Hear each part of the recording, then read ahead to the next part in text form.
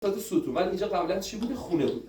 خب اینجا داخل ضریح پیامبره که این محراب عبادت حضرت زهراست که قبلا اینجا خونه بوده، دیوار داشته، سقف داشته، حالا خراب شده، به قول خانم ستون شد.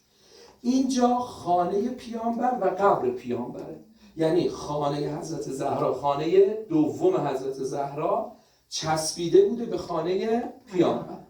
یه دونه ستون اینجا هست، این ستون جبرئیله، یعنی جبرئیل که می‌خواست بر پیامبر وارد بشه اینجا وارد میشد. حالا اینجا مگه خانه حضرت زهرا نیست؟ اینجا مگه ستون جبرئیل نیست؟ شما یاد کدوم واقعه میافتی؟ یاد حدیث شریف کسا، اونجایی که فهبت الامین و جبرائیل، پس جبرئیل به زمین آمد، فقال السلام علیک یا رسول الله و قد اذن لی ان ادخل معکم فهل تأذن لی یا رسول الله، خدا به من اجازه داده من وارد این خانه بشم، آیا شما هم به من اجازه میدید؟ فقال رسول الله، بخونید با من، و علیک السلام یا امین وحی الله انه نعم قد اذنت لک فدخل جبرائیل معنا تحت الکسا. اون کسای اینجا شکل گرفته خانوما،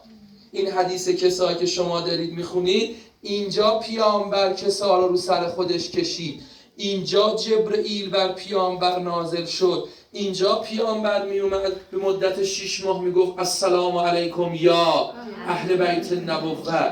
اینجا احتمالاً قبر حضرت فاطمه زهرا سلام الله علیها صلوات بفرستید. عنایت بکنید، اینا احتماله. من جلوتر به شما 3 تا احتمال برای قبر حضرت زهرا سلام الله علیها بهتون میدم، ولی اگه از من بپرسن آقای مستر